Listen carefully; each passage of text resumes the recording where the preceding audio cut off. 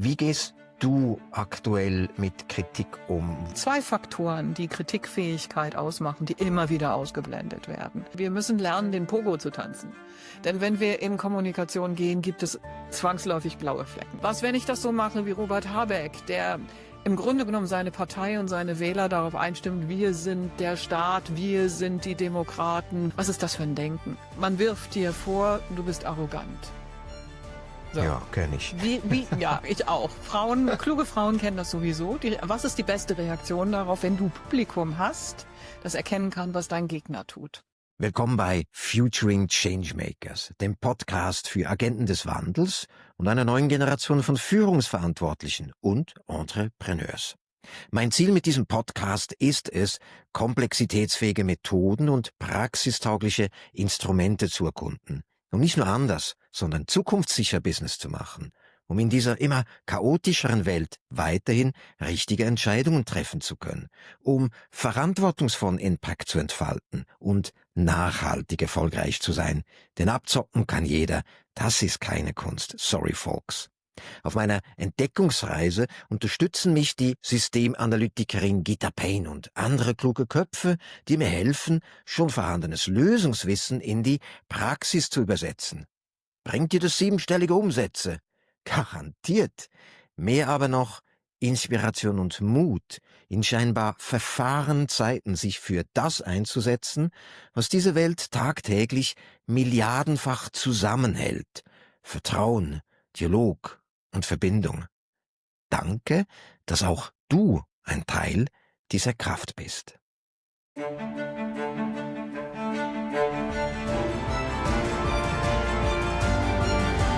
Gitta, herzlich willkommen in unserem Podcast Futuring Changemakers. Wir wollen heute über systemisches Denken sprechen und wie wir in der Praxis bessere Entscheidungen fällen können. Für uns, privat, beruflich, aber natürlich auch für andere, beispielsweise für unsere Gesellschaft, für unsere Demokratie, damit wir uns nicht noch mehr an die Kehle gehen. Gitta, wie würdest du dich unserem Publikum vorstellen? Was müssen wir wissen, um dich und deine Arbeit besser zu verstehen? Mein Mann und ich, wir forschen seit 1988 an Systemen, an Kybernetik, an Komplexität und an Sprache. Und wir haben 2 große Forschungsfelder. Einmal befassen wir uns mit der Frage, wie können Menschen endlich sagen, was sie meinen und meinen, was sie sagen.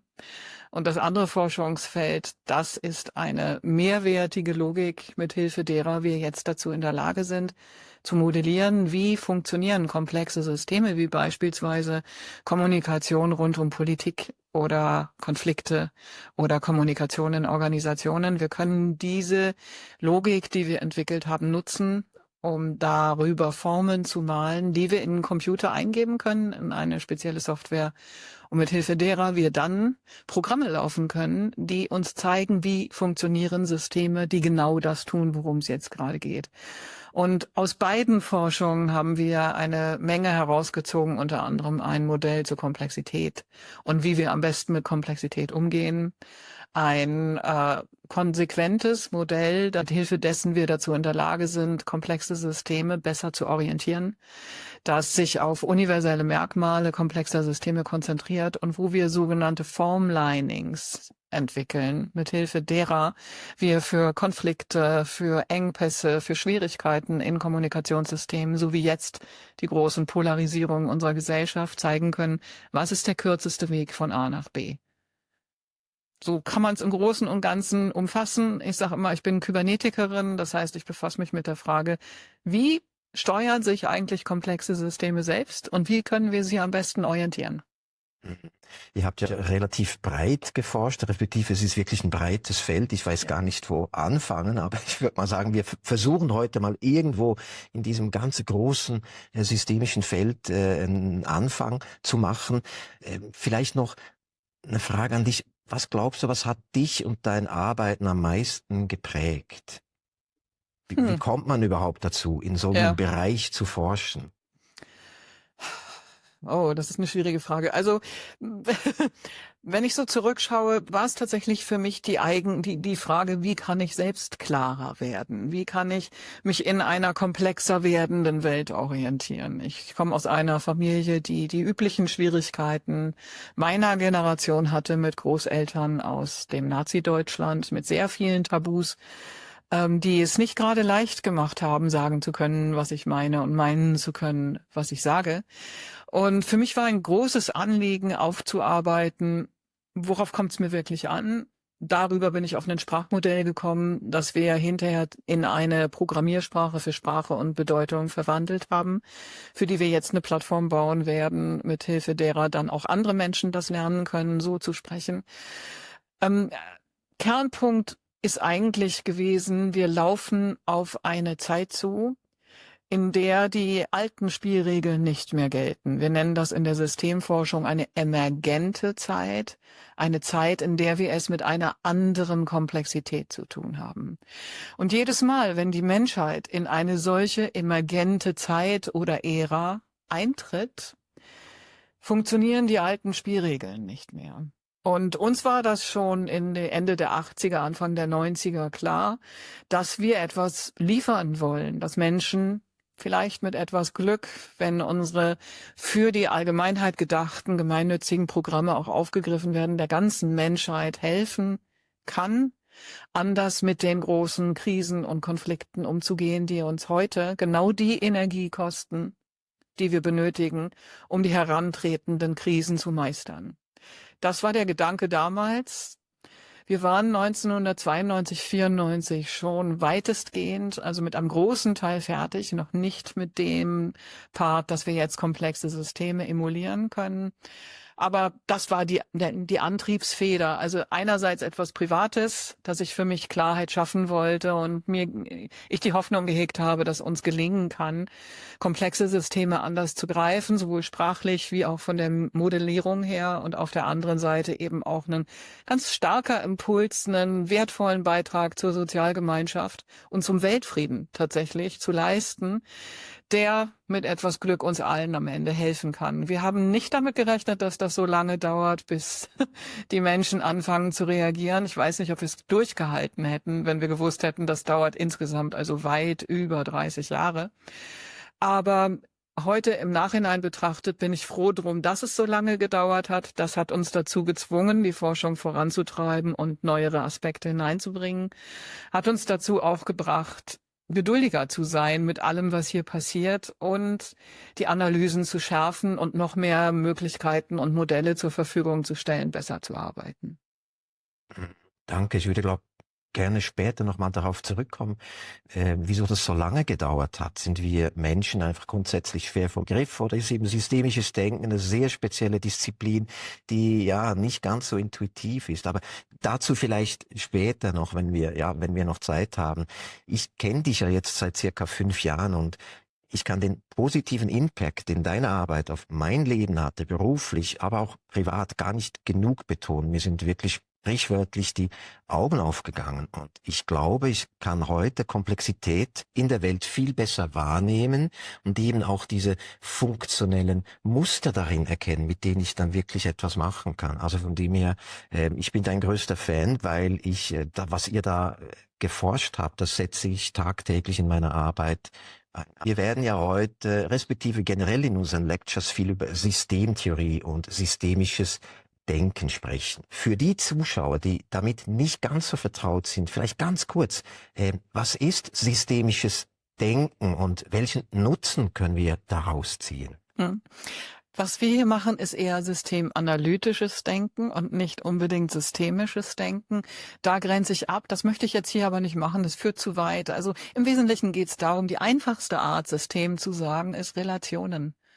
Was ist verbunden? Was können wir als verbunden betrachten? Und was sind die Dynamiken innerhalb dieser Verbundenheit? Was können wir daraus lernen und wie können wir sie orientieren? Systemanalytisches Denken bedeutet genau das. Ich schaue drauf. Ich schaue auf die Muster, auf die Rhythmisierungen, wie ich das nenne, die Muster in Zeit, um zu wissen, was tut welches System. Und in dem Augenblick, wo ich das weiß, was es tut, weiß ich auch, welcher Maßnahmenkatalog für dieses System passt und welcher nicht. Ich muss nicht mehr raten. Wir haben im Moment das Problem, dass durch fehlendes systemanalytisches Denken Maßnahmen vorgeschlagen und regelrecht durchgedrückt werden, auch in der Bevölkerung, die die Probleme tatsächlich verschlimmern statt verbessern, die also eher Teil des Problems als Teil der Lösung sind. Und mit systemanalytischem Denken gekoppelt mit kybernetischem Denken, also dem Denken, wie können wir solche komplexen, sich selbst steuernden Systeme am besten orientieren. Damit befassen wir uns. Gitta, der Titel unserer heutigen Episode lautet ja etwas reißerisch, das gebe ich zu. Wie überlebt und gedeiht man würdevoll in einer Trump-Musk-Welt? Das ist ja so, ja, eine Frage, die sich derzeit viele differenzierte Menschen stellen. Ich verstehe das als Metapher, Trump-Musk-Welt. Und als Sammelbegriff, sagen wir mal, für diejenigen Kräfte und Ideologien, die die Gesellschaft gerade ganz bewusst polarisieren und spalten wollen. Und ich persönlich lebe ja lieber in einer unordentlichen Demokratie, also in einem unordentlichen Netzwerk, als in einer sauberen, in einem sauberen, autoritären Paradies. Also welchen Apfel der Erkenntnis kannst du mich hier reichen? Die wichtigste Erkenntnis vorweg. Wir haben es zu tun mit Systemen, die sich selbst polarisieren. Damit ist im Grunde schon alles gesagt. Wir nennen solche Systeme symmetrische Konflikte. Und in einem symmetrischen Konflikt tun beide Parteien oder alle beteiligten Parteien das Gleiche, nämlich zu versuchen, sich wechselseitig auszuschließen.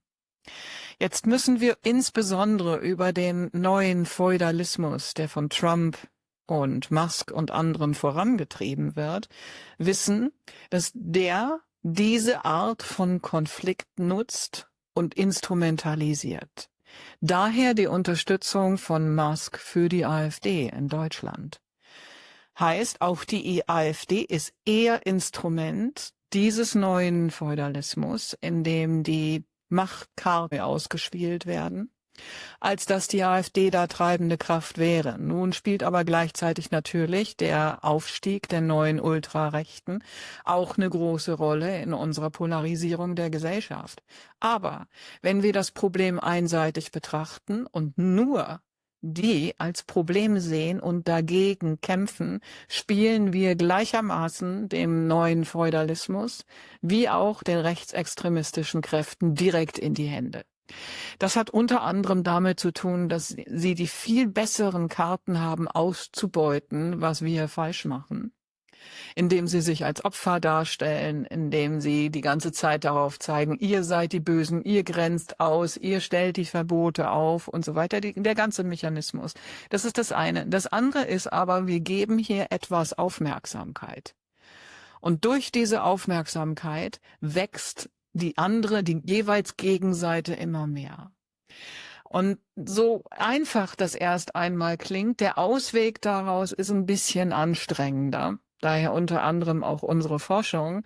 Wir müssen es nämlich schaffen, die Polarisierung zu verwandeln in etwas, das nenne ich Pogo-Fähigkeit, beziehungsweise erst einmal überhaupt in Pogo, nämlich in ein System, in dem im Hintergrund wieder demokratisches Bewusstsein herrscht und wir anfangen, die Meinungen des anderen nicht mehr zu bekämpfen, sondern dort, wo sie Sinn für uns ergibt, mitzunehmen, uns zu streiten und von dort aus aber dann zu schauen, dass wir die Anliegen aller Beteiligten einfangen und darüber politisch organisieren.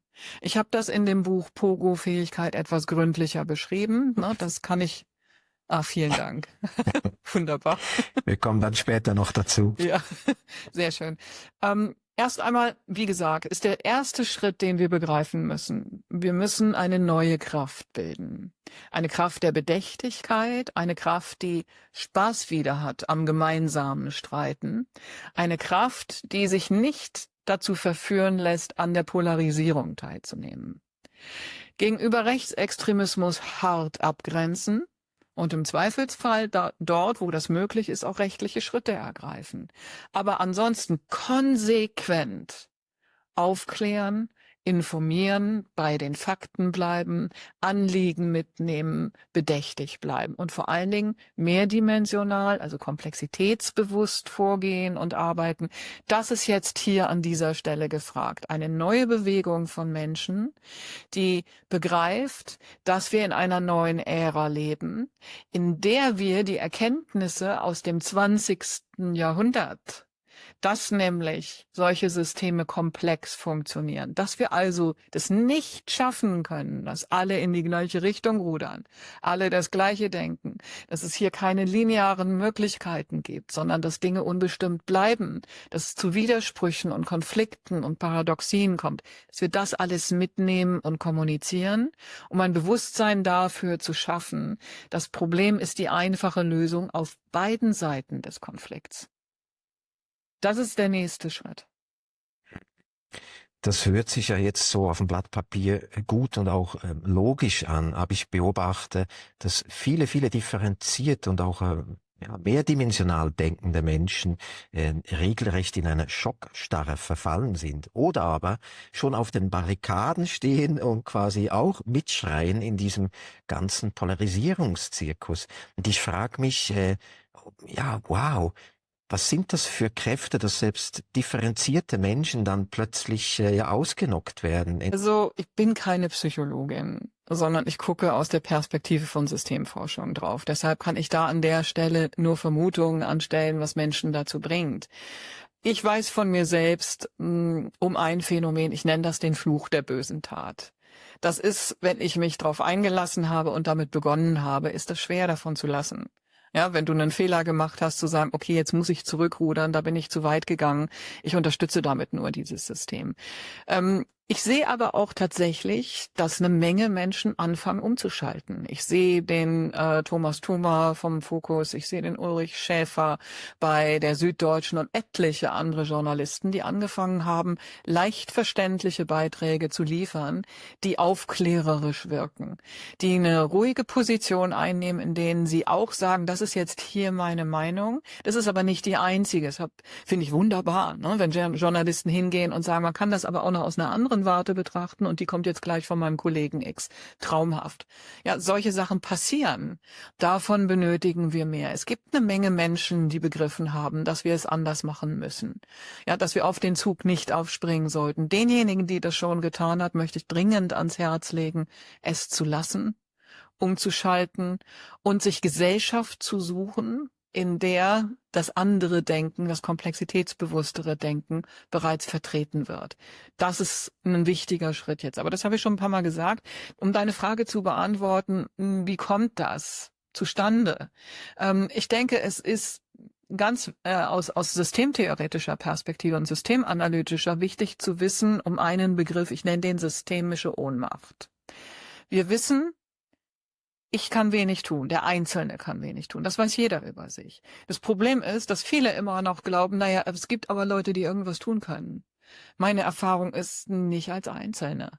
Selbst machtvolle Männer, wir sehen das bei Musk, stoßen auf so viel Gegenwind. Gut, er surft, ist gut, was ihm passiert. Ja, er provoziert, dann nutzt er die Reaktion. Er sagt im Grunde genommen Frosch und alle fangen an zu springen. Ja, also strategisch brillant. Nur selbst ihm gelingt nicht, alle hinter sich zu bringen. Und es gibt eben Menschen, die denken anders. Ich denke, wenn man sich klar macht, auch die Medien haben das Problem, dass sie Aufmerksamkeit benötigen, dass sie den guten Willen der Bevölkerung auf ihrer Seite brauchen, dass es schwer ist, eine mehrdimensionale Perspektive, eine komplexitätsbewusste Perspektive zu vertreten, wenn das Risiko darin besteht, dass die Menschen darauf reagieren, als hätte man gesagt, ich finde Musk und Trump toll. Was da nicht passiert. Nur es gibt eine Erkenntnis aus der Komplexitätsforschung, die ich immer mit diesem witzigen Spruch benenne. Wir können das mehrdimensionale Schwein nicht durch den eindimensionalen Schlitz stopfen. Das heißt, wenn die Masse schon dabei ist, alles, was auch nur ansatzweise in Richtung differenzierteres oder mehrdimensioniertes Denken geht, als du bist der Feind zu interpretieren, tue ich mich als einzelner Journalist, als Medienvertreter, als Chef eines Unternehmens, aber auch als Forscherin, die ich bin, die öffentlich publiziert, schwer. Ich habe den Weg der Polarisierung am Anfang gewählt, weil ich weiß, Konflikte funktionieren so ähnlich magisch wie das Loch im Boden auf 3 Bauarbeiter, ne? Alle starren rein. Ja. Kenn ich. Aber ich war auch allein am Anfang und musste überhaupt erst mal irgendwie dafür sorgen, dass Menschen anfangen mitzubekommen, okay, da ist was Neues, ne? Da werden neue Perspektiven geliefert und vor allen Dingen handfeste Tools, mit denen uns gelingen kann, auf den Punkt zu zeigen, was hier eigentlich passiert und von dort Maßnahmenkataloge zu entwickeln. Für diejenigen, die in der Situation sind, dass sie glauben, ich muss mich weiter dagegen stellen, sonst wird die Gegenseite übermächtig, kann ich nur sagen, ich verstehe das enorm gut, weil dieses Gefühl hat einige Berechtigung, aber längst nicht alle. Es geht, sich gegen etwas zu stellen und dann augenblicklich konstruktive Vorschläge zu machen. Und darauf kommt es jetzt an. Kannst du ein Beispiel machen? Also es hört sich so toll an, es hört sich auch nach einer Methode an, um ein bisschen mehr Resilienz zu schaffen gegen diese feudalistischen Rhythmisierungen, wenn ich das mal so nennen darf. Gib uns doch mal ein Beispiel. Wie könnte das aussehen? Ja, nehme ich ein ganz aktuelles. Wir haben momentan das Problem, dass Friedrich Merz vor dem Bundestag einen unmöglichen Vorschlag gemacht hat, in den Augen der meisten Menschen. Das Ganze ist passiert vor dem Hintergrund eines ebenso unmöglichen Konzepts, nämlich dem der Brandmauer. Und jetzt muss ich einen kleinen Moment ausholen, weil das Ganze ist etwas komplizierter. Das liebe ich. Die Idee der Brandmauer habe ich eine unmögliche genannt, weil sie paradox funktioniert. Wenn ich versuche, eine Brandmauer gegen etwas zu bauen, das längst in der Bevölkerung Platz gefunden hat und mehr noch sogar mit einem ordentlichen Anteil im Bundestag vertreten ist, dann laufe ich auf das Problem zu, dass ich politisch am Ende keine Entscheidungen mehr fällen kann, die nicht von genau der Partei, die ich versuche auszuschließen, gesteuert werden können. Dergestalt das ist eine Forderung vieler Philosophen, auch vieler Politanalysten, wo ich staune darüber, dass sie das nicht sehen, dass die restlichen Parteien eine demokratische Einheit bilden sollten. Im Klartext Einheitsbrei, denn wir brauchen in der demokratischen Auseinandersetzung die Repräsentation der Vielfalt der Ansichten der Bevölkerung. Deshalb gibt es unterschiedliche Parteien, deshalb wählen Menschen Grün und nicht CDU oder CDU und nicht Grün, weil sie ihre Ansicht dort vertreten sehen wollen. Was jetzt aber passiert ist, ist die Idee, es gibt nur das eine oder das andere. Das ist ein Problem für Demokratien. So, wenn ich in so einer Situation jetzt hingehe und sage, ich will eine Entscheidung im schlimmsten Fall auch mit der AfD durchsetzen, schreit natürlich die eine Hälfte der Bevölkerung, hurra, ja, endlich passiert's, und die andere Hälfte der Bevölkerung schreit, um Gottes Willen, ja, das könnt ihr doch nicht machen, ihr könnt doch nicht Entscheidungen mit der AfD fällen. So, was macht man in so einer Situation? Da war Friedrich Merz schlecht beraten.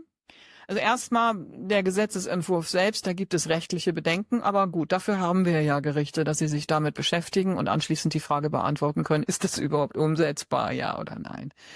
Und das ist auch nicht meine Aufgabe. Meine Aufgabe ist, die Frage zu beantworten, was hätte er in der Situation besser machen können? Und da hätte ich geraten, Sätze zu bringen, wie wir können diese Politik nicht der AfD überlassen. Wir müssen Wege finden, das Migrationsproblem differenziert zu betrachten, konkret zu benennen, was die Probleme sind, damit die Menschen mit Migrationshintergrund hier in unserem Land wissen, ihr seid nicht gemeint. So muss das vorbereitet werden und das so, dass es auch ankommen kann. Da sind dann wieder Psychologen, Politberater und so weiter gefragt, mit anzupacken, Soziologen und Kriminologen und mitgefragt, einen Maßnahmenkatalog dafür zu entwickeln, damit man das ausarbeiten kann. Aber in so einer Situation hinzugehen und zu sagen, ich will das im Zweifelsfall, im Notfall eben auch mit der AfD machen, verlagert die Perspektive der öffentlichen Debatte auf mit der AfD machen. statt darauf, es gilt hier ein Problem zu lösen. Und das ist der Punkt hier. Wenn wir in die Pogo-Formel reinschauen, ist der erste Tipp, fangen wir die Anliegen ein. Ich vermute, dass Friedrich Merz so eine Idee im Hinterköpfchen hatte. Ne? Ich möchte der AfD Wähler abnehmen und deshalb tue ich das jetzt.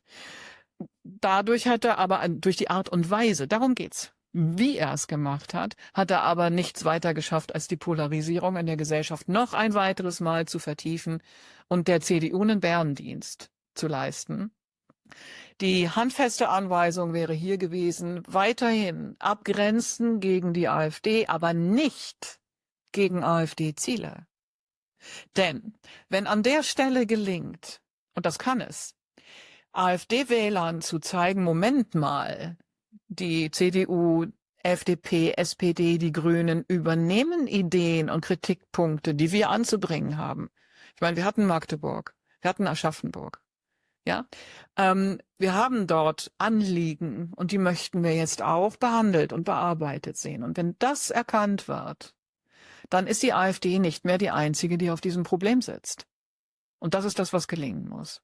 Das ist harte Arbeit. Es ist vor allen Dingen Kommunikationsarbeit, ne, die mit guten Leuten abgestimmt werden muss, wo man wirklich sehr gut über die Wahl seiner Worte, die Wahl seiner Aufklärung nachdenken muss. Und da ist auch eine Einheitsfront der demokratischen Parteien insofern zumindest möglich, als dass man Einigung darüber schafft, wenn die AfD dem Stimmen geben will, können und wollen wir sie auch nicht daran hindern. Aber wir richten nicht unsere Politik in die Richtung aus, dass wir auf sie angewiesen sind, sondern wir finden Wege, in der Bevölkerung zu kommunizieren, dass wir auch Anliegen, die die AfD vertritt, selbst mit vertreten können. Und da sind einige Punkte drunter. Das zeigt sich ja immer wieder. Und die mitnehmen und besetzen, das ist der Weg hier. Jetzt noch die andere Seite. Was ist, wenn ich das nicht tue? Ja, was, wenn ich das so schlecht kommuniziere, wie Merz das gemacht hat, mit einem so undurchdachten Vorschlag, wie er das getan hat? Was, wenn ich das so mache wie Robert Habeck, der im Grunde genommen seine Partei und seine Wähler darauf einstimmt, wir sind der Staat, wir sind die Demokraten, wir sind für Europa, wieder die Abgrenzung in alle anderen Richtungen, wieder das undemokratische Denken dahinter, dass Demokratien als Puzzle funktionieren, als Gemeinschaftlichkeit funktionieren und nicht als unsere Partei ist die Partei der Demokratie. Was ist das für ein Denken? Im umgekehrten Fall passiert jedes Mal, wenn wir die Abgrenzung in Richtung AfD aktiv vornehmen, ohne ihnen ihre Ziele zu nehmen, Folgendes. Die AfD nimmt das und sagt mal wieder. Ja, wir werden hier ausgegrenzt und. Wir sind hier die Opfer, die alte Leier. Und vor allen Dingen, was sie noch mehr machen kann, ist, und das passiert ja auch gerade, jedes Mal, wenn jemand wie Merz einen Fehler macht, sei es in Richtung der Frauen, sei es in Richtung der AfD, solche Sachen zu sagen, oder die Grünen wieder im Abgrenzungsmodus sind, kann die AfD das komplett instrumentalisieren. Grundsätzlich wieder die Aufmerksamkeit in ihre Richtung shiften. Die AfD wird ja als rechtsstaatfeindlich angeguckt. Die wollen gar keine Demokratie, sondern was ganz anderes. Also ich kann das verstehen, dass man da Angst kriegt und immer mehr abgrenzt und ausschließt. Und das gibt dann gleichzeitig der AfD immer mehr Zuwachs. Ja. Und was du propagierst, das ist eigentlich die Anliegen ernst nehmen, vielleicht gar zu kapern und zu den eigenen Anliegen zu machen. Und die Anliegen vor allen Dingen der Wähler einzufangen. Das ist der wichtige Punkt hier. Ich kenne AfD-Wähler. Ich bin sogar mit einigen AfD-Wählern befreundet. Ja, Menschen wie du und ich. Ich bin gerade erst kürzlich in Thüringen gewesen und in Sachsen. Ja, also traumhaft gastfreundliche Menschen. Das würde ich mir hier teilweise wünschen. Das Problem ist die Partei. Das Problem sind nicht die Wähler. Und wenn selbst gute Leute, also ich bewundere Ruprecht Polenz zum Beispiel sehr, genauso wie Gerhard Baum, ja, also beide eine solche fantastische Geschichte der Sorge um die Demokratie. Aber wenn alle beide sagen, wir müssen die Wähler ausgrenzen, und das haben sie getan, dann würde ich sagen, ihr seid auf dem falschen Kurs. Ne, komplett. Denn die Wähler haben Anliegen und da würde ich nicht so weit gehen zu sagen, die Anliegen der Wähler sind anti- oder undemokratisch. Die gibt es natürlich auch. Aber das ist die Minderheit. So, und die Anliegen der Wähler einzuholen, erfordert heute ein anderes Denken. Wir haben künstliche Intelligenz. Wir haben Analytical AI. Wir können zum Beispiel Unternehmen wie, die ich sehr bewundere, Hase und Igel GmbH aus Oldenburg, darum bitten, uns zu unterstützen, eine KI zu bauen, die uns dabei behilflich ist, die Anliegen der Bevölkerung einzufangen, unter Berücksichtigung des semantischen Problems, dass nämlich normalerweise, wenn ich Menschen öffentlich frage, was ihre politische Meinung ist, ich keine individuellen Antworten bekomme, sondern Antworten aus der Erwartungshaltung der eigenen Peer Group gegenüber. Genau. Deshalb muss ich Umfragen machen, die semantische Räume abfragt. Ja, im Stil des Peter Kruse und dann auch im Stil der Formweltforschung, die wir dazu gemacht haben. Ja. Und in dem Augenblick, wo das geschieht, bekomme ich Netzwerkantworten aus den Kontexten der jeweiligen Personen, die da antworten, was mir viel mehr über die Bedürfnisse der Menschen sagt. Diese AI funktioniert bereits im Bereich Marketing enorm gut, viel besser als alles, was es sonst gibt. Und solche Dinge, solche Instrumente nutzen, um die Stimmung in der Bevölkerung einzufangen, die semantisch vernetzt ist und nicht reingebrannt in die Polarisierung, ja, sondern geöffnet über Kontexte. Und wenn das passiert, dann bekomme ich andere Antworten. Und diese Antworten können wir heute über weitere KI sammeln, einfangen, interpretieren. Dann können wir da Wissenschaftler dran setzen, Forscher, die uns das entsprechend auslegen und die dann der Politik dabei behilflich ist, zu zeigen, wohin geht's hier? Was sind die Anliegen und Bedürfnisse konkret? Das sind wichtige Faktoren. Noch einmal, wir sind in eine neue Ära eingetreten.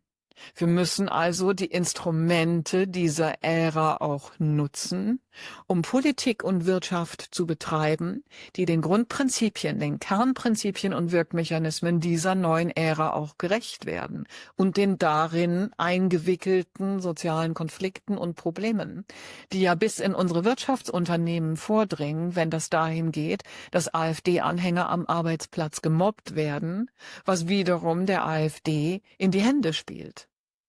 Ja, wir müssen viel vernetzter, viel komplexer denken gleichzeitig, und deshalb ist unsere Forschung hier so relevant, gleichzeitig aber wissen, was sind die universellen Merkmale der jeweiligen Systeme, damit wir genau sagen können, an welcher Stelle muss jetzt hier was genau passieren. Das ist relevant. Und da geht eben moderne Forschung über Meinung hinaus, über wissenschaftliche, sondern kann das Experiment am Computer durchführen. Und von dort her zeigen, dieses System tut das. Und wenn du das von da nach da bringen willst, musst du das und das tun. So kommen wir hier zu unseren Vorschlägen für Politik und Wirtschaft, wie sie die Transformation, wie das viele nennen, schaffen können. Jetzt sind wir schon sehr, sehr tief in diesen Kaninchenbau eingedrungen. Ja. Wahrscheinlich haben jetzt vielleicht auch der eine oder andere Zuschauer ein bisschen Mühe, wenn sie nicht so quasi bewandert sind in Systemtheorie, systemischem Denken, systemanalytischem Denken. Wir werden sicher in einer anderen Episode nochmal da tiefer eintauchen und auch ein bisschen was bereitstellen, dass man das einfacher verstehen kann, von was du da eben gesprochen hast. Weil es ist tatsächlich eine gewisse Komplexität, die ist da. Die kann man irgendwie auch nicht klein machen oder einfach erklären. Da muss man einfach mal rein und gucken, was ist es und wie sind die Verbindungen in diesem Netzwerk, wie du es gerade eben angesprochen hast. Mich würde noch interessieren, Gitta, wie gehst du aktuell mit Kritik um? Wo und wie tanzt du Pogo beispielsweise auf LinkedIn, wo du ja vielen Menschen begegnest, die quasi die Weisheit mit Löffeln gegessen haben und die sehr, sehr gerne polarisieren und davon überzeugt sind, das ist die einzig richtige Perspektive, die sich zu haben lohnt. Wie machst du das ganz konkret? Also ganz generell bin ich nicht so schnell und leicht kritisierbar, wie einige das denken, was unter anderem daran liegt, dass ich unterschiedliche Stile nutze. Insbesondere auf LinkedIn schreibe ich mal einfacher, mal polarisierender, mal verständigungsorientierter, mal komplexer, mal komplizierter, mal triggernder, je nachdem. Einfach deshalb, weil ich habe unterschiedliche Leser, ich möchte unterschiedliche Stile bedienen und ich möchte auch selbst Beispiel dafür sein, was an Pogo-Fähigkeit so wichtig ist. Nämlich, dass wir mit den eigenen Fehlern zurechtkommen und andere das auch tun. Dass wir keine Experten mehr erwarten, die in jeder Hinsicht vollkommen sind, die also auch menschlich vollkommen sind und die immer das Richtige sagen. Das kann niemand leisten. Und das Beispiel möchte ich schon geben. Deshalb schreibe ich direkt so, dass Kritik unvermeidlich ist an vielen Stellen, weil ich nicht immer alles an Argumenten liefere, was ich dazu im Kopf habe. Um Fläche zu bieten, Augenhöhe ist eigentlich ein blöder Begriff, weil ich ganz gerne, weil Augenhöhe oft nur aus einer Richtung betrachtet wird, nämlich beug dich runter, anstatt zu sagen, so, jetzt nimm dir mal einen Schemel oder wenn es sein muss, sogar eine Leiter und kletter halt drauf. Ich persönlich gehe mit Kritik nach Stil um. Wenn ich sehe, dass jemand mich persönlich angreift und ich bin in meiner Position sozial noch nicht stabil und wirtschaftlich nicht stabil, ist das natürlich ein Problem. Und das war lange für mich so. Ich habe trotzdem weitergemacht. Heute sieht es ein bisschen besser aus. Wir haben mittlerweile so viele wunderbare Menschen auf LinkedIn kennengelernt und mittlerweile hat sich also ein großer Freundschaftsraum geöffnet, so dass wenn ich kritisiert werde, ich weiß, ich bin nicht allein. Und das ist für mich der wichtigste Punkt, den ich auch auf Sozialgemeinschaft übertragen kann. Es sind 2 Faktoren, die Kritikfähigkeit ausmachen, die immer wieder ausgeblendet werden. Nämlich existenzielle Sicherheit und soziale Sicherheit. Ja, existenzielle Sicherheit dergestalt, stehst du wirtschaftlich zumindest so da, dass du keine Angst haben musst, dass du morgen deine Miete nicht bezahlen kannst. Und stehst du sozial so da, dass du weißt, du hast eine Sozialgemeinschaft im Rücken, auch wenn du Fehler machst. Und das ist ein Geist, den ich gerne dort draußen mehr vertreten sehen würde. Diese Idee, dass wir alle entgleisen können, dass wir alle Fehler machen, dass wir alle Menschen sind, die komische Dinge tun und dass wir deshalb mehr Verständnis haben sollten dafür, wenn jemandem das passiert. Was nicht bedeutet, dass man da nicht hart draufschlagen darf. Aber das ist dann eine Frage von Pogo-Fähigkeit. Ist das Draufschlagen so gemeint, um den anderen fertig zu machen und hat es auch diese Art? Oder ist es so gemeint, naja, und jetzt lass mal hören. Ja, wenn ich so kritisiert werde, dass es mich persönlich trifft, mache ich eine Pause. Oder ein guter Freund macht mich darauf aufmerksam, so geht das, wird Zeit, ja, zieh dich mal zurück.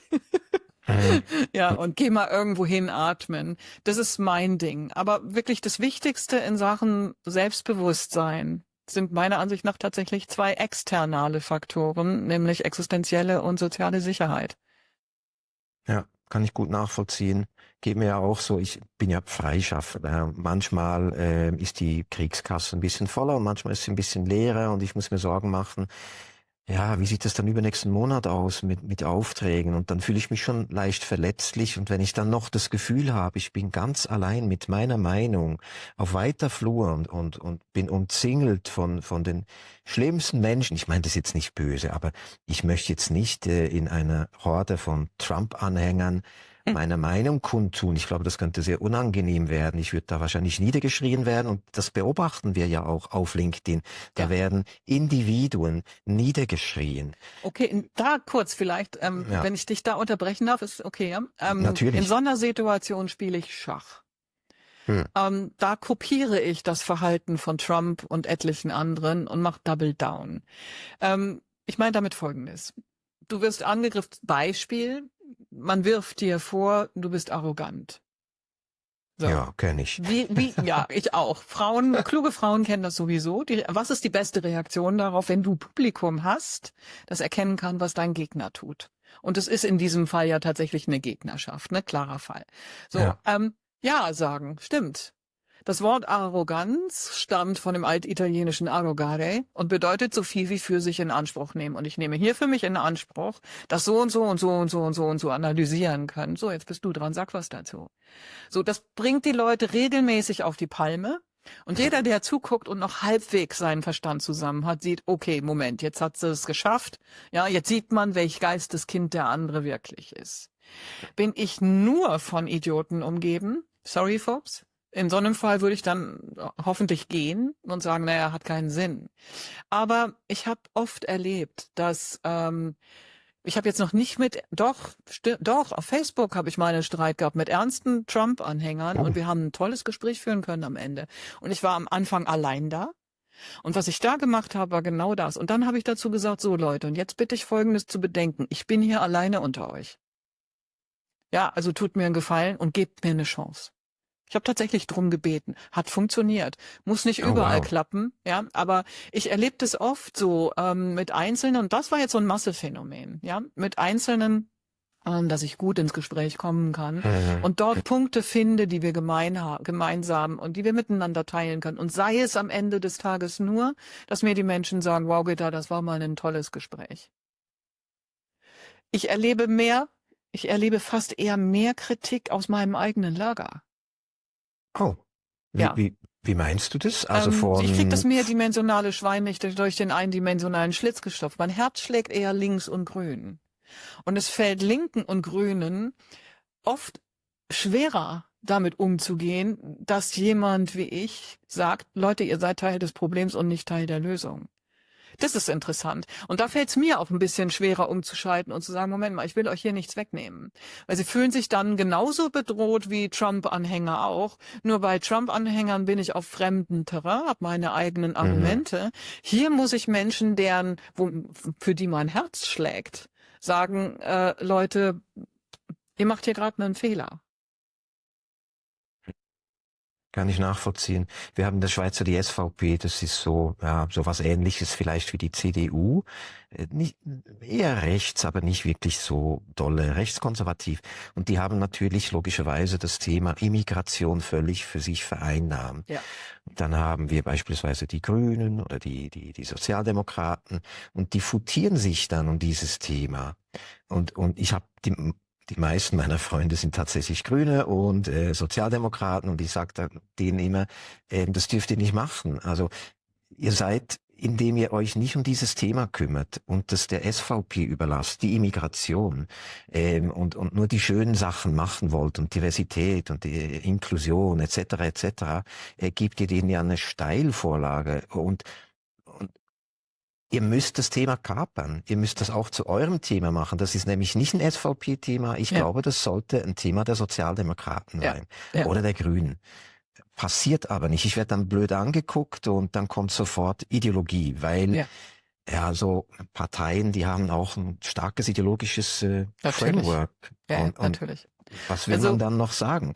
ja, ich meine, wir können natürlich den Formlines folgen aus unserer Forschung und wir wissen, wie man am besten auf dem kürzesten Wege mediiert und wie wir am besten auch eine öffentliche Auseinandersetzung überführen. Und das hier ist ja auch wieder ein sich polarisierender Konflikt, nun im eigenen Lager. Da können wir das schon anwenden, das tue ich da aber nicht immer, weil ich denke, erst einmal ist auch da wichtiger, diejenigen einzufangen, die das ähnlich sehen und die an den Reaktionen auch erkennen können, Moment, das kann so nicht klappen.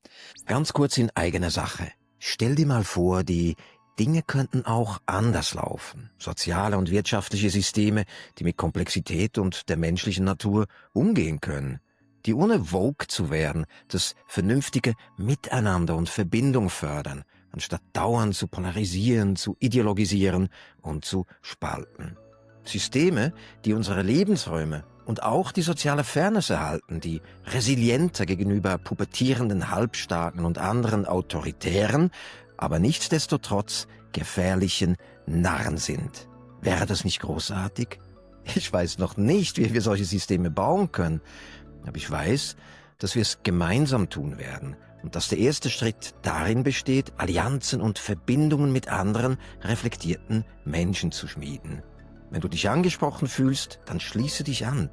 Abonniere diesen Kanal auf LinkedIn oder YouTube. Jeder Schritt, sei er noch so klein, ist jetzt wichtig. Danke für deinen Mut, deine Integrität und vielleicht auch deine Neugier, wie sich so eine bessere Welt anfühlen würde. Gitta, wir hatten ganz zu Beginn mal davon gesprochen, wieso ist es so schwierig, Menschen dazu zu bringen, dass sie systemanalytisch denken können. Ist es einfach nicht intuitiv genug? Ist es quasi eine mathematische Disziplin und Mathe ist eh nicht was für alle, nur für die ganz Klugen. Wieso ist das so schwierig? Wieso haben wir keine Politiker, die auch komplexitätsfähig sind oder eben diese systemanalytische Perspektive einnehmen können? Wieso habe ich sehr oft das Gefühl, also seufzen, aber so schwer ist es ja auch nicht. Also es war für uns schwierig, weil wir völlig unbekannt waren. Wir sind nicht den akademischen Weg gegangen, weil wir festgestellt haben, der schneidet uns von unserer Forschung ab, sondern wir sind den Weg der Außenseiter gegangen und als völliger No-Name, keinen Cent in der Tasche, alles in die Forschung gestopft und mit einer sehr wilden Biografie ist das schon nicht gerade leicht. Aber es geht. Ich habe das gezeigt. Ich habe das geschafft, dass also Leute angefangen haben zuzuhören und es haben sich darüber immer mehr Menschen gefunden, die das ähnlich empfinden wie du auch und die auch begeistert darüber sind, dass wir hier eine Sprache liefern, mit der das beschrieben werden kann, was oft nur als Gefühl da ist. Ja, irgendwas stimmt hier nicht, hier fehlt was. Insofern, also finde ich das so tatsächlich gar nicht so schwer, denn wenn man sich überlegt, dass eine No-Name wie ich das schaffen kann, dann kann das jeder Politiker, Journalist und so weiter erst recht, der schon Geld, Lobby, ja, Ansehen und so weiter im Rücken hat. Ich denke, es ist einerseits ein Phänomen von systemischer Ohnmacht nicht gut genug analysiert, von Bequemlichkeit, von, bringen wir mal auf den Punkt, Narzissmus. Ja, das sehe ich also immer wieder, das Problem des Eingebundenseins in das eigene Renommee und dann Angst, das zu verlieren, Angst, seine Einkommensquelle zu verlieren. Das spielt sicherlich damit rein. Womit ich dann aber noch einen Schritt weiter zurückgehen muss und die Frage nach den Systemen dahinter stelle. Und da lande ich dann bei Fragen des Einkommens. Ja, wir hatten es, existenzielle und soziale Sicherheit. Ja, du brauchst viel Mut, um in so einer Situation da hinauszugehen und zu sagen, so Leute, nee, sondern so und so. Dann erstmal kommen alle und sagen, es ist viel zu kompliziert. Was es nicht ist. Tatsächlich ist genau das Gegenteil der Fall. Es ist sehr einfach. Und die meisten denken zu kompliziert fürs Einfache, für den Kalkül. Insofern, ich denke, viele sind eingebunden in ihre sozioökonomischen Hintergründe, in einer Gesellschaft, die nun einmal das Ökonomische auch sehr stark nach vorn stellt. Da habe ich auch jedes Verständnis für. Allerdings sehe ich vor dem Hintergrund der Klimakrisen dieses Argument nicht mehr als gültig an, denn das Geld liegt woanders. Nämlich da, was ich aufzeichne, was wir zeigen, der Weg. Das Geld liegt dort, wo wir die komplexeren Antworten haben. Dort, die neuen Produkte liegen dort, wo die komplexeren Antworten liegen und wo es uns gelingt, in Komplexität Einfachheit zu zeigen. Insofern Gewohnheitsmuster, ja, soziale Anpassung, existenzielles Opportunismus, da gibt's vieles hinter. Auch einfach, dass die Systeme das oft noch nicht so hergeben und man sich ein gutes Stück mehr anstrengen muss. Ich mir mal einmal sich angesehen hat, wie beispielsweise das bei den Grünen zugeht oder in jeder anderen Partei auch. Die Anpassungsmechanismen da sind knallhart. Na, da kommst du mit neuen Ideen nicht gerade gut durch. Das ist einfach nicht nur da. Ja, also es ist aber immer so und Margaret Mead hat es ganz wunderbar gesagt, womit ich eben auch Mut machen möchte, weil ich es aus eigener Erfahrung weiß. Es sind immer einige wenige konstruktive Menschen, die den die den Change vorantreiben. Das sind diejenigen, auf die wir gucken müssen. Wir sollten keine Angst vor Masse haben. Die Mitte ändert sich eh nicht. Die folgt einfach irgendwann nur dem, was sich da als Neues bereits etabliert hat. Was wir tun müssen, ist Netzwerken, uns verbinden und am Ball bleiben. Und ich kann nur alle Politiker dazu motivieren, tut euch mit den Journalisten zusammen, die sichtbar längst auf diesem Kurs sind. Tut euch mit anderen zusammen und schreibt jetzt neue Geschichte durch komplexeres Denken. Und nutzt das, was wir hier liefern, für eure Analysen, denn einfacher geht's nicht. Nutzt die systemanalytische Sprache und die realkonstruktivistische, die wir liefern. Damit geht's und dann immer über Kontexte gehen. Gita, der Titel von heute lautet ja, wie können wir überleben und florieren in einer Trump-Musk-World? Ja, Würdevoll überleben und ja. florieren. Ich finde das noch wichtiger, das würdevoll. Vielleicht in einem Satz so die Essenz von unserem heutigen Gespräch.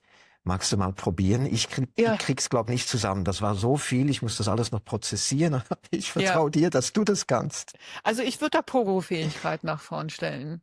Ich würde, Oh. auf der einen Seite muss ich natürlich das, was Trump jetzt entschieden hat, insbesondere das Neueste jetzt Guantanamo Bay zu nutzen, um dort die schlimmsten Migranten zu ja, konzentrieren.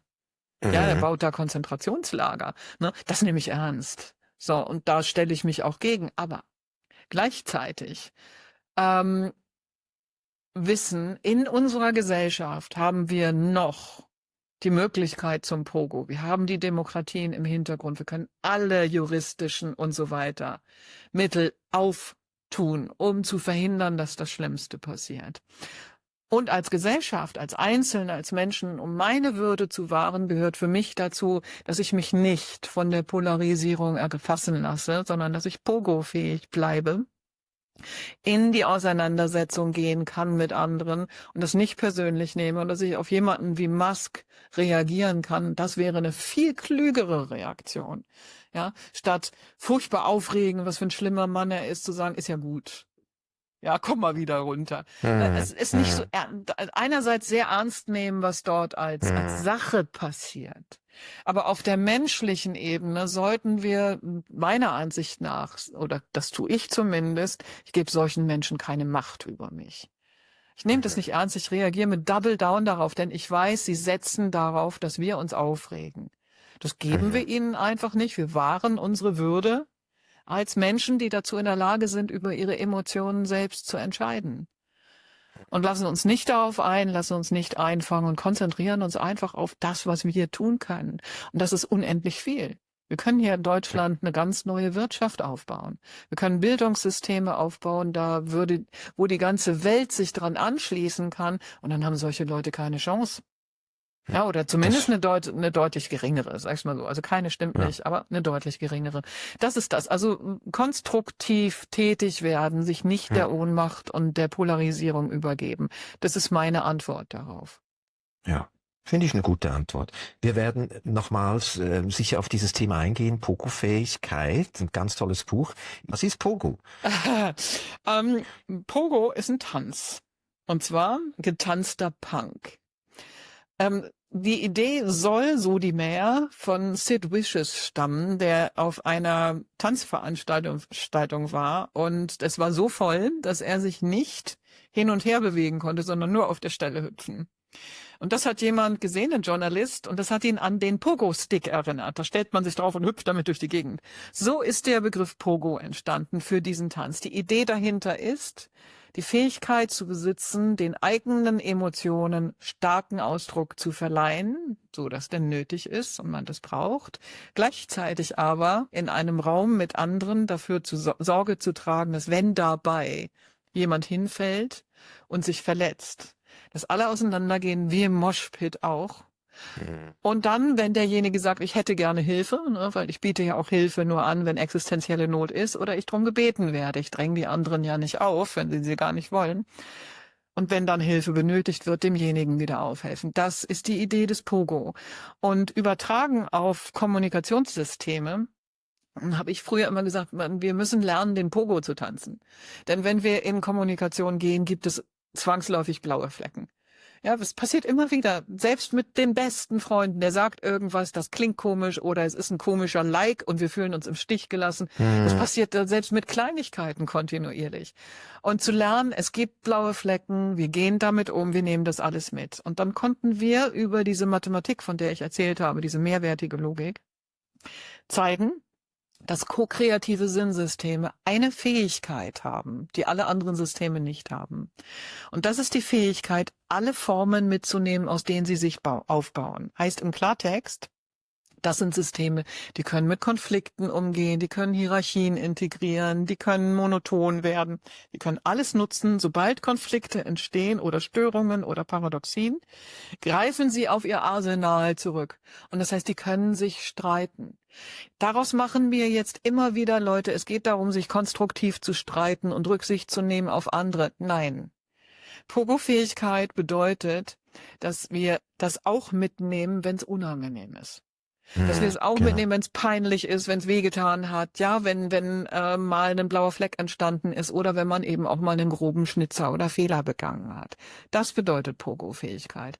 Raus aus dem Perfektionsdenken, raus aus dem Achtsamkeits- und Wertschätzungstunneln,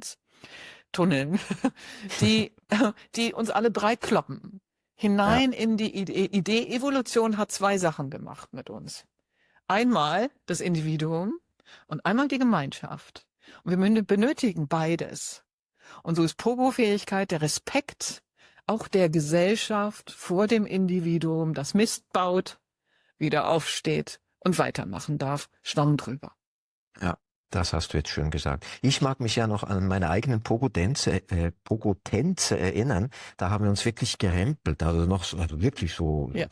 Nicht Angesprungen, kaputt, ne? Ja, angesprungen, gerempelt, dass mal jemand hingefahren, aber sobald man gesehen hat, oh, da ist jetzt wirklich was passiert, wo jemand am Boden liegen bleibt, dann hat man natürlich aufgehört. Das war einfach, lass uns wild sein, gemeinsam zur Musik rumtanzen und machen. Und wenn jemand weint, dann gucken wir aber schnell, dass es wieder in Ordnung kommt. Also da kommt niemand unter die Räder, aber es war eine Möglichkeit, den eigenen Gefühlen Ausdruck zu geben, mit anderen zusammen. Und ja, manchmal hat es blaue Flecken gegeben. Das war aber überhaupt nicht schlimm. Und heute habe ich manchmal das Gefühl, wir sind in einer Irritationsgesellschaft. Ja, keine blauen Flecken mehr. Ja, keine Irritation mehr. Ich muss da sofort. Also, auch legitim. Es gibt ja auch viele Dinge, die sehr irritierend sind, aber es ist jetzt, das Pendel ist in die andere Richtung geschwungen, wo wir uns überhaupt keine blauen Flecken mehr holen wollen. Ja, und wo kein Platz mehr ist für Diversität. Nein. Genau, und dann sagen wir gleich, nee, das lasse ich nicht gelten, du bist gecancelt, du bist ausgeschlossen, du bist nicht demokratisch und. Ja. Und das ist verheerend. Ich kann es aber verstehen. Also ich verstehe das schon, aber es ist verheerend. Geht da. Vielen, vielen Dank für die heutige Lecture und dass wir gemeinsam tiefer in diese Materie einsteigen durften. Und by the way, Formlines und gerade diese ko-kreativen Sinnsysteme, die werden wir selbstverständlich nochmal genauer angucken, weil da liegt wirklich Gold begraben und das wollen wir natürlich ans Tageslicht schürfen. So, und für diejenigen aber, die noch nicht so lange warten wollen, bis wir dann mal alles besprochen haben, den würde ich von Herzen empfehlen, bei dir beispielsweise einen Workshop zu buchen, um da in diese Thematik tiefer einzusteigen. Ich blende hier dann noch den Link ein zu deiner Webseite formwelt.io. Gibt's gerade einen Workshop, der nächstens startet? Und Ja, wenn im ja, um was nächsten geht Monat, also jetzt im Februar ist Pogo-Fähigkeit, glaube ich. Ich habe jetzt hier an meinem Computer den Kalender nicht da. Das wäre das nächste. Das Buch vermittelt aber auch schon einen schönen Einblick da rein, wie Realkonstruktivismus funktioniert.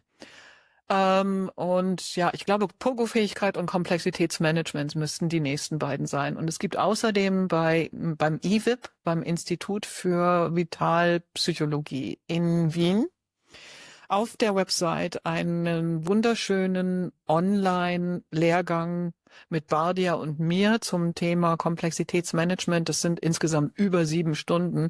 Also das ist geballtes Wissen genau zu diesem Bereich, das ich auch empfehlen kann. Also der ist wirklich schön geworden. Ja, ich kann es wirklich auch empfehlen und ich glaube auch, es ist eine Once-in-a-Lifetime-Gelegenheit von den führenden Köpfen der systemischen Forschung, direkt Wissen abzuzapfen. Hoppla, ich kann schon fast nicht mehr sprechen. Wir sind schon seit einer Stunde 20 dran, Schön. Wissen abzuzapfen. Und wenn ich von Köpfen rede, dann spreche ich natürlich auch von deinem Mann, Ralph Payne. Er hat ja quasi die mathematische Grundlage geschaffen, um die Systemtheorie irgendwie wieder anschlussfähig zu machen, wenn ich das richtig verstanden habe. Ja. Aber das können wir vielleicht auch ein andermal besprechen. Respektive, nein, das ist meine letzte Frage. Wieso ist es so wichtig, dass Systemtheorie eine mathematische Grundlage hat? Weil beispielsweise biologische Systeme, Menschen oder soziale Systeme, die operieren ja nicht nach mathematischen regeln. Oder etwa doch? Doch, Was? tun sie, und das ist das Interessante, ja. Das ist das, was Ralf zeigen konnte, dass er schimpft immer mit mir, wenn ich das so einfach sage, aber ich sage es jetzt einfach mal so, dass Mutter Natur in uns Mathematik angelegt hat. Die liegt uns im Blut. Und das Bemerkenswerte an der Arbeit von Ralf, meinem Mann, ist, dass er zeigt, es gibt tatsächlich in Evolution eine Kybernetik. Und diese Kybernetik, die hat er modelliert, und ich habe dazu den Realkonstruktivismus weiterentwickelt, mit Hilfe dessen wir jetzt tatsächlich zeigen können, wie sich soziale Systeme mathematisch verhalten. Und was jetzt erstmal furchtbar kompliziert klingt, heißt im Endeffekt wirklich, wir gucken auf den Kern, auf die Struktur des Ganzen, wie es sich verhält. Und das können wir damit zeigen. So, und das ist bemerkenswert. Also ich finde es auch einfach irre, die Grundprinzipien jetzt also am Computer zu sehen. Aber es ist definitiv so, wir sprechen hier über mathematisch abbildbare Systeme. Dahinter steht eine Logik. Irgendwo ergibt es auch Sinn, wenn wir uns angucken, also wie ist Leben überhaupt entstanden. Den Anfang wissen wir immer noch nicht so genau.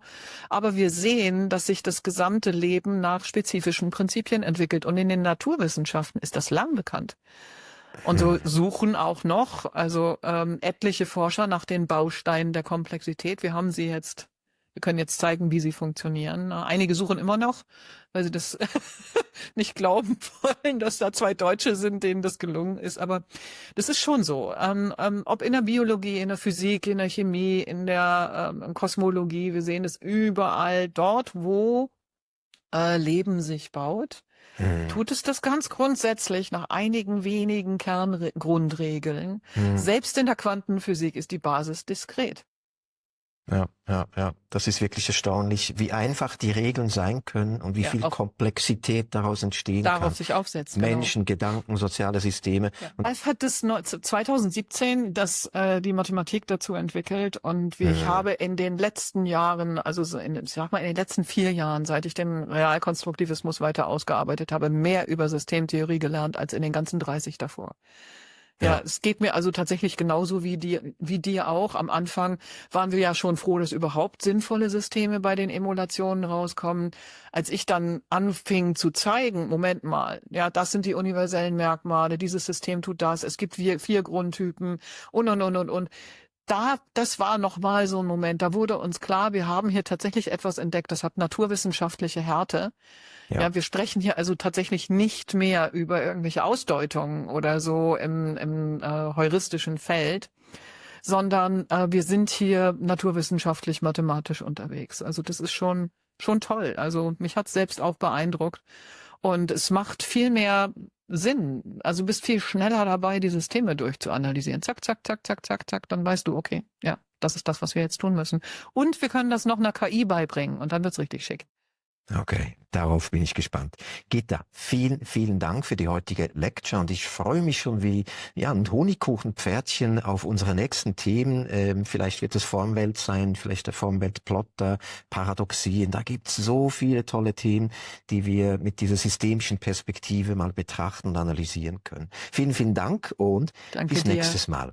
Danke, das hat Spaß gemacht, Patrick. Liebe Changemaker, das war die erste Episode und auch der Prototyp für ein neues Format. Ich bin mega happy, dass so vieles bereits gelungen ist, und schäme mich ein bisschen für die Dinge, die noch nicht wirklich so gut geklappt haben. Meine Kamera ist beispielsweise mittendrin hops gegangen. Habt ihr es bemerkt?